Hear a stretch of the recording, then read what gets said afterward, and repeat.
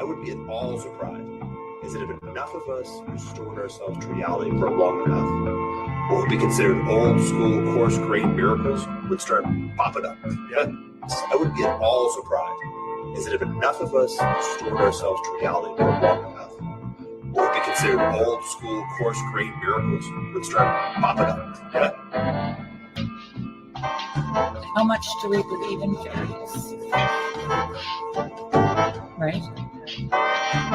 Yeah. And everyone struggles with that, but if you ask them if they believe in God, they're like, oh, how much do we believe in fairies? Right? Yeah. And everyone struggles with that, but if you ask them if they believe in God, they're like, oh, how much do we believe in fairies? Right? Yeah. And everyone struggles with that, but if you ask them if they believe in God, they're like, oh, how much do we believe in fairies? Let's try that again. That was horrible.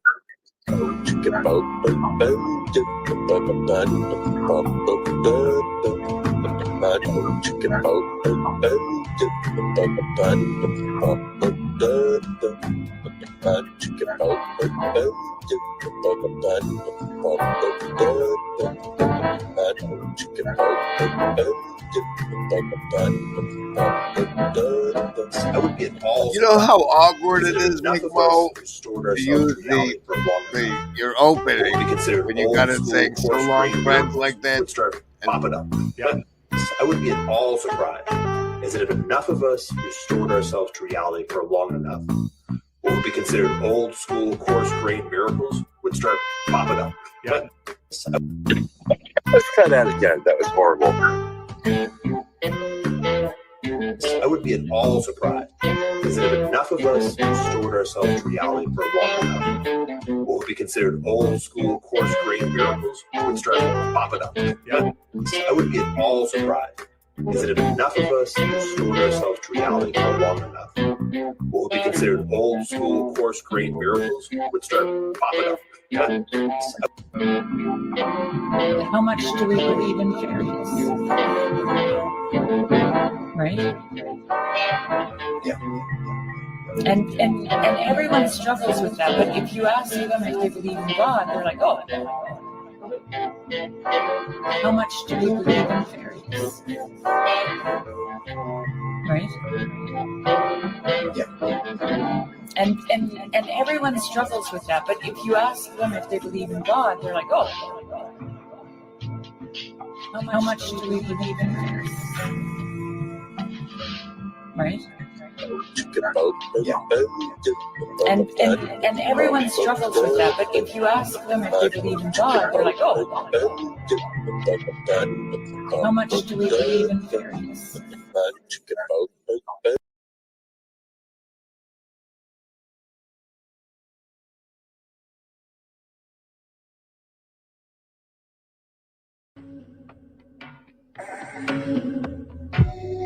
Oh, welcome. I hope you're feeling virtually not alone. Don't forget to like, comment, and subscribe.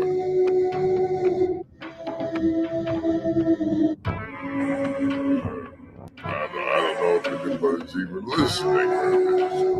Like these voices in the background makes them feel virtually not alone.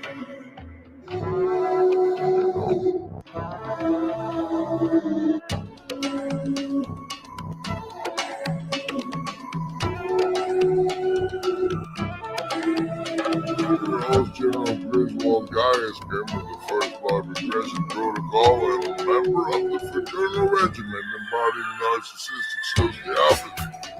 On behalf of the Sacred Order of Fluid Transparency, I say hello! I see this as with the film. We have some all-stars in the hive mind today. Hive mind today. Hive mind today. Hive mind today. Hive mind today.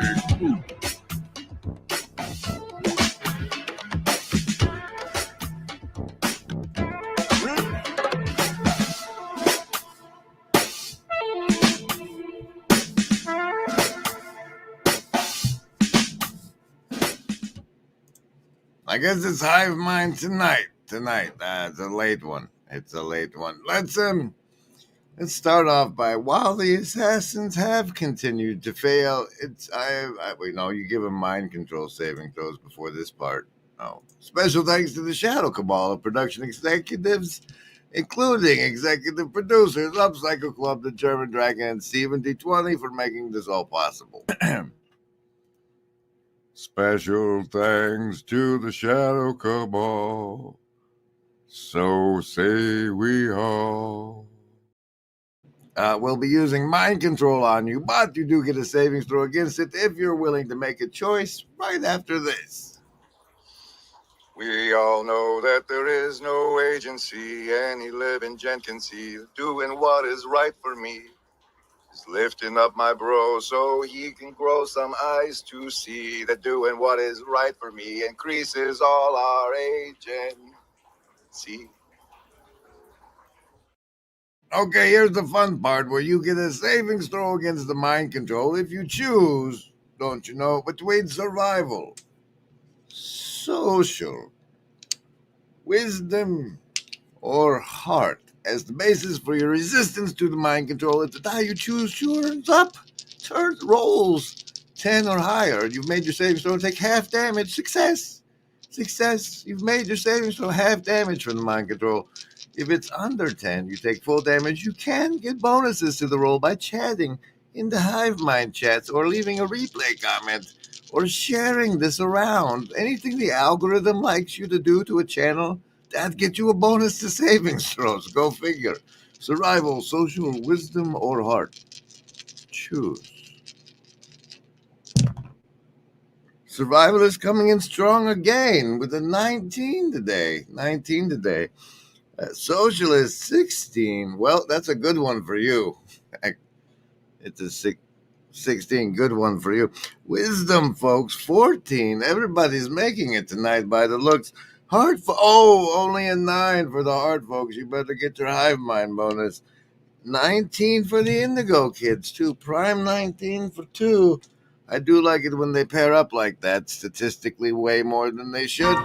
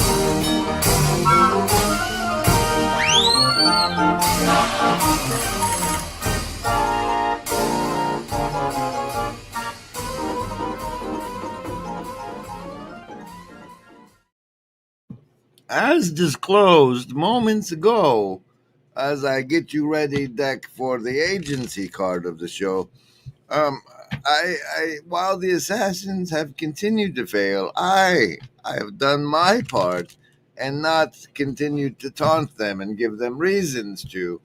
And I'll show you how I did so today, right after the agency deck card of the show is the Ace of Clubs. Isn't that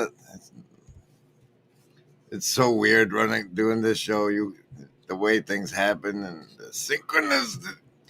Anyway, so what happened was I started my morning over on the X, where it turns out the Department of State is reminding me that it's World's AIDS Day 2024. And they say communities at home and around the world gather to remember loved ones lost to it. And it reminded me of someone I like to remember on World AIDS Day, and I'm pretty sure his name is Bill Hamilton. It's a tragic and interesting story. It's a tragic and interesting story. Anyway, So Bill Hamilton, I'm sorry, not everybody's going to know. This is the guy who came up with inclusive fitness? Yes, he was one of the great geniuses of evolutionary biology in the late 20th century. I sent a letter to Dawkins when this was going on, asking for his help, and he sent back a letter saying, this is very interesting. It's not my area of specialty. You should talk to Bill Hamilton. And I was in the process of writing a letter to Bill Hamilton on Dawkins' suggestion, at the point that Bill Hamilton came back from Africa, he was pursuing a remote hypothesis about humans having accidentally unleashed AIDS into the world with polio vaccine. But so I was in the process of writing to Bill Hamilton to get his help. He was sort of on a par with George Williams, and he went into a coma on his trip back from Africa, having contracted malaria. And then there was, I think, complication with aspirin that he took or something. And he never woke from his coma, and he died tragically. So he never got the letter, and who knows what he would have done. But okay, that's a tragic and interesting story. Yep. Yes, it is. Yes, it is.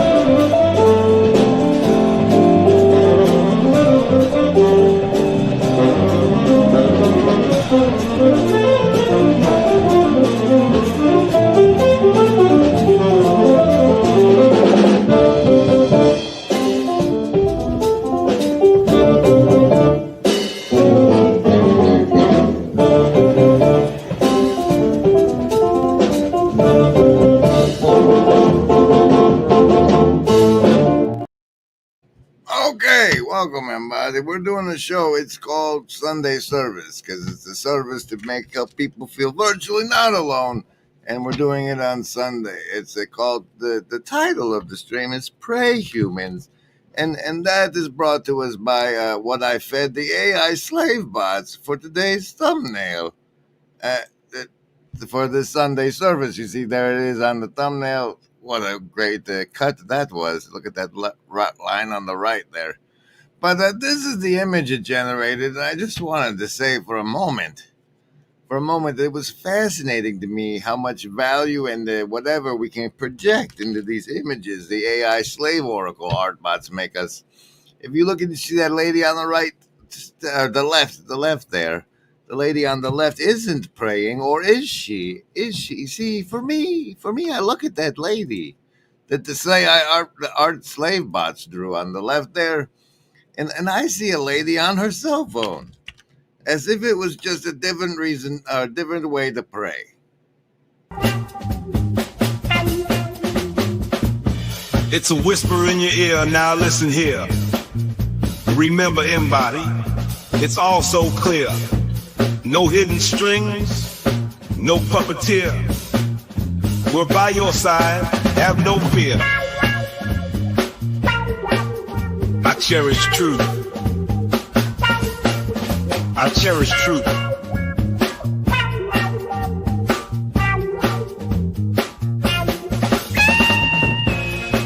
Remember, embody, there is no agency.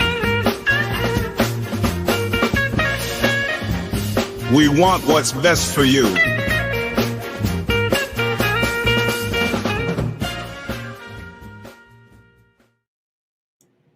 Oh, look at this. Look at this. I get to try and say Synextilin. Synextilin says, pray to the god of technology, and Slicarius says, discount Bene Gesserit. Why are they on discount? And no, Afria Pilots, and you're not going to get the Schmachtenberger quote, which is available in the Chris Williamson episode, but you are going to get Chris Williamson in his release from today, where he gets Dawkins to say he'll probably do psychedelics now that he's done working. Psychedelics.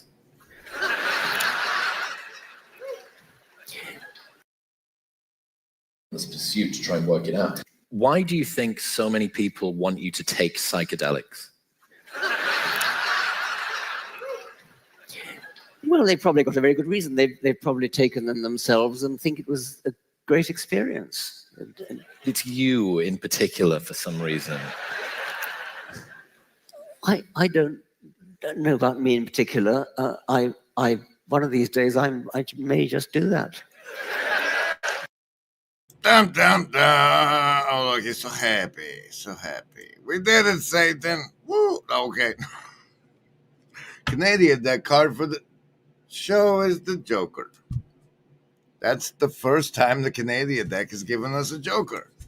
How about that? Here, I need some branding to recover. What's reality? I don't know. When my bird was looking at my computer monitor, I thought, that bird has no idea what he's looking at. And yet, what does the bird do? Does he panic? No, he can't really panic. He just does the best he can. Is he able to live in a world where he's so ignorant? Well, he doesn't really have a choice. The bird's okay, even though he doesn't understand the world. You're that bird looking at the monitor, and you're thinking to yourself, I can figure this out. Maybe you have some bird ideas. Turn that off. Okay, yeah. And then as a bonus, in case you're new to the internet and I've never heard of him, there's a fella named Frederick Knudsen who does this channel here, Down the Rabbit Hole. Here's a small piece of his Temple OS piece here on that guy who just was talking about birds. The first 10 videos on this account were collections of hymns he had written, totaling approximately 40 minutes, but like the ones he had shown years before, they had a strange, uncanny quality.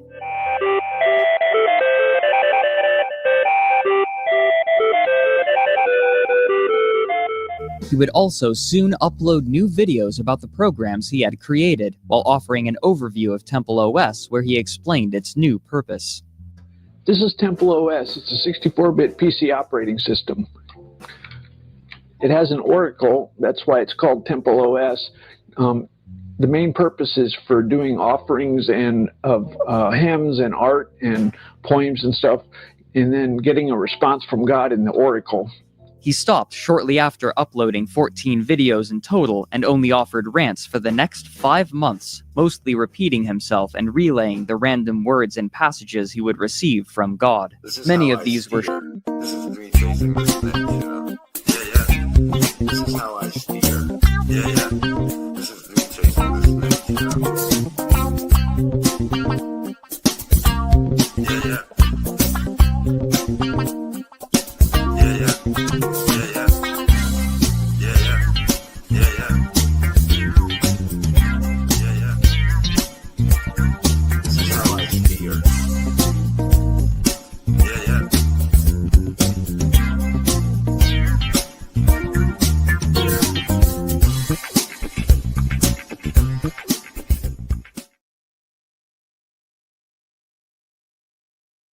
Oh, and now, I'd like to take a moment to highlight a brilliant contributor to somebody I think is part of this little corner, and that's the one and only Jonathan Demir. You see, I went to his channel over here trying to find where he had clipped out and did music behind Pastor Paul reading the Iluvatar bit, and I know it's in here somewhere, but the man is such a hard worker that I could not find it. Look at this, The Sun and the Grail, Pagan Christianity, The Consummation, Part 8. He's really after it, that guy, including such wonders as this one. A while back. And this is a frog. So there now. I've got my quack-quack-a-whack. Kek was an Egyptian god. And he was a frog.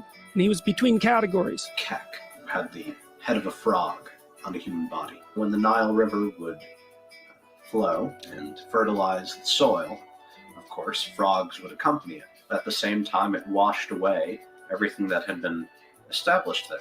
the Egyptians had a very strong relationship with the idea of order and chaos, and the Nile was sort of the vector of this. Frogs as the symbol of the Nile creature, the chaotic bringer of madness. Kekistan's ruled by this Egyptian god, whose name is Kek, who's a frog. I mean, there's rules for operating. See, look at the masterful work of Demir there. The assembly, the background music, the synchronicity. Look, it's the memes of destruction. The physics guy on the YouTubes. He's great. He's as influenced by Strong Bad as me, perhaps. I don't know. Anyway, welcome, everybody. This is the Sunday service episode. Pray, humans for the, what is it, the 1st, the 2nd, the 1st of December. It's going to be the 2nd and seconds if you're central. Remember it. This agency. We want.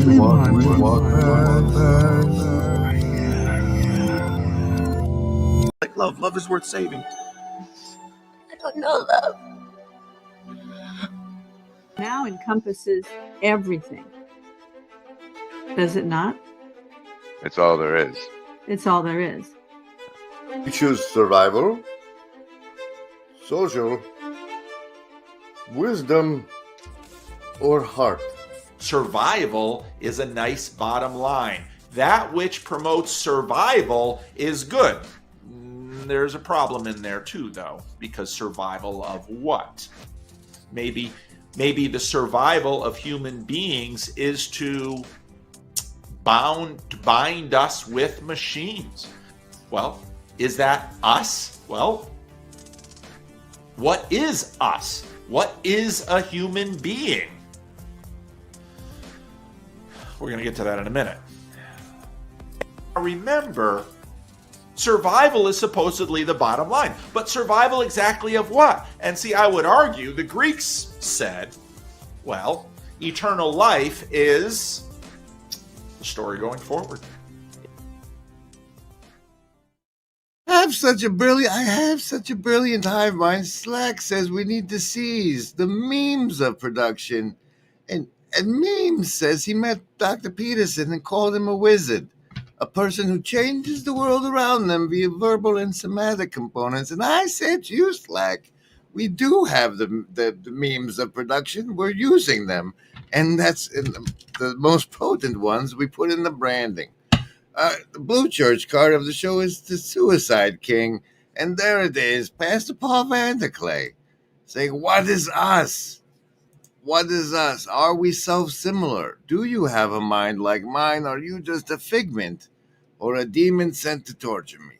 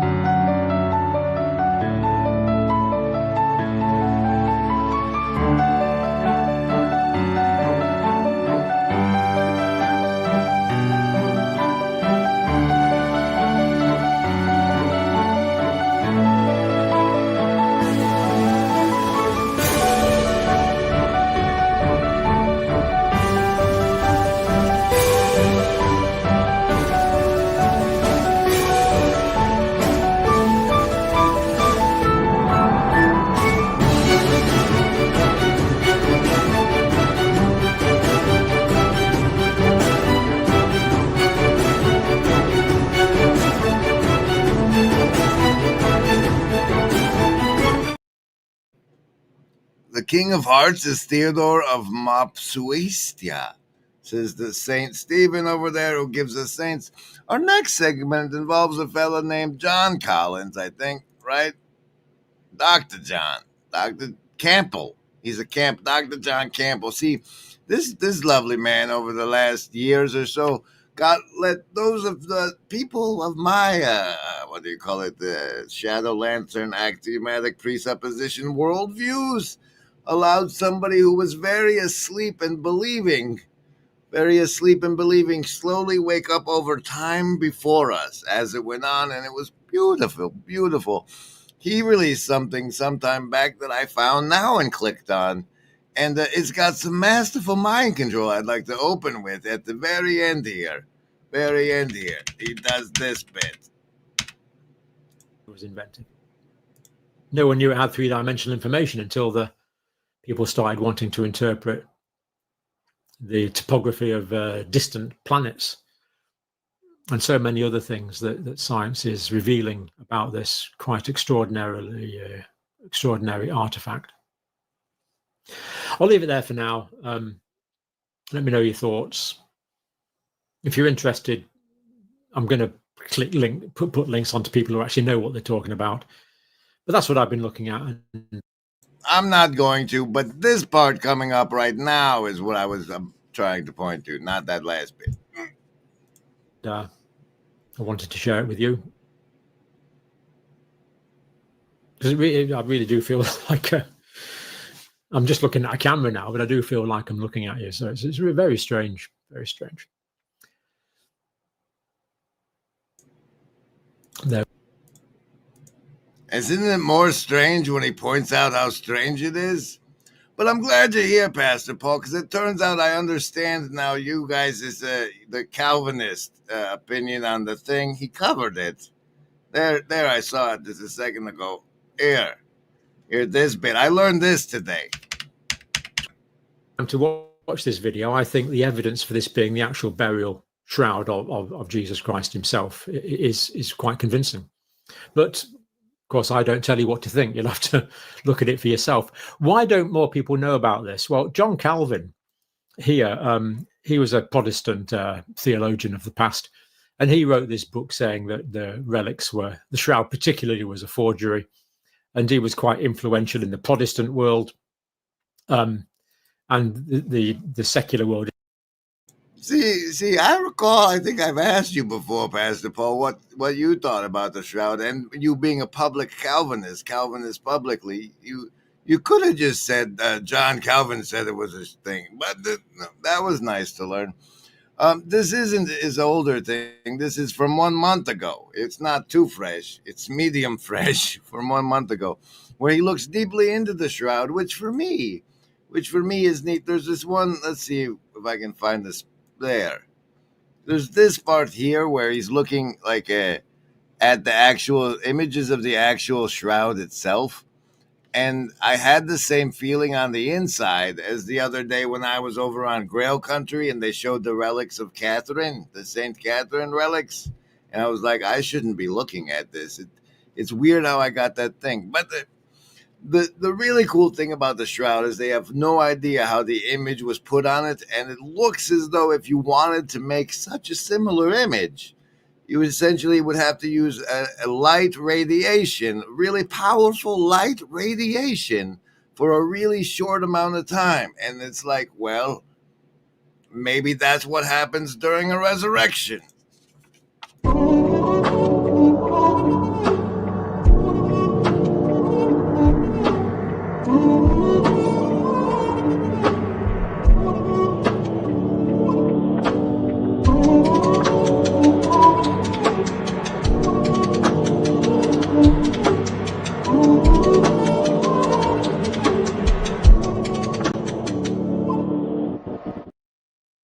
I do have a card, and I'm supposed to also go through the cards and not just the title and the thumbnail, but man, it's late. This is going to be rough. I need another. Give me a casino deck card to get me through.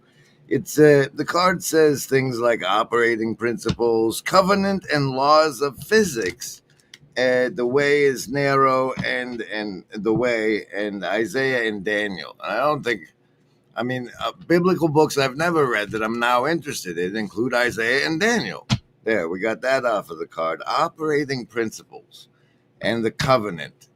Okay, so the thing of it is like if you're a person like me, you suspect that humans were genetically engineered by a species that proclaimed itself a god over the humans.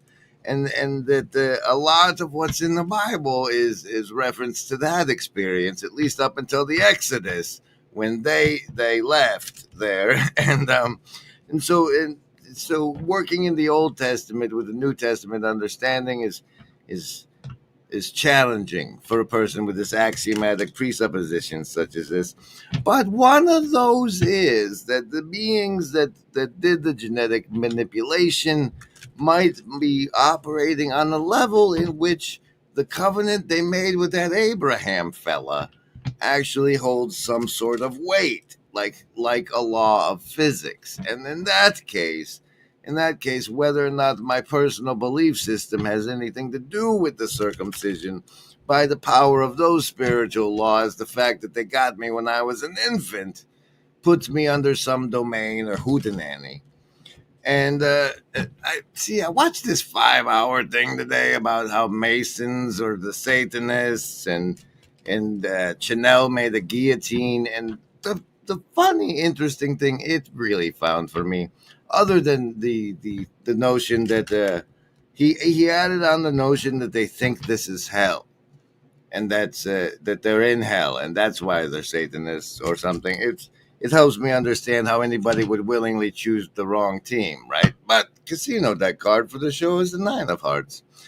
And anyway, the interesting bit was that the Noahide laws, that guy that used to be in the corner and now he's in the sphere because he's circled the square, he's always pushing the Noahide laws, and in those is one for blasphemy, but they're Judaistic Noahide laws. And wouldn't saying Christ is Lord be blasphemistic in that circumstance? And if it maybe yes, and if so, under those laws, what's the penalty for blasphemy? It turns out it's beheading.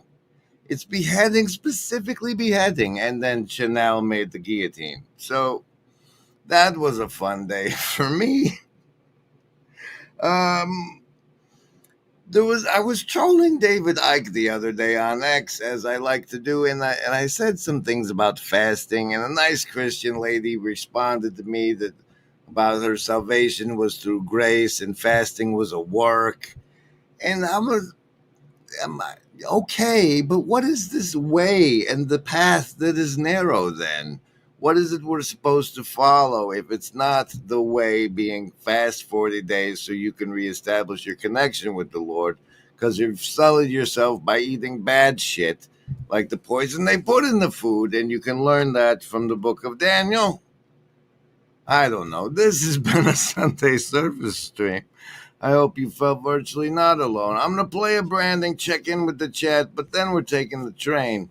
I hope some of this has been a missile against the darkness. The list? Yes, any of the first level ones. I'm gonna get a soda. Anyone want one? Hey, Graham, I'm not in the room, right? What room? I want to cast Magic Missile. The room where he's casting all these spells from. He hasn't cast anything yet. I am, though, if you'd listen. I'm casting Magic Missile. Why are you casting Magic Missile? There's nothing to attack here. I'm attacking the darkness.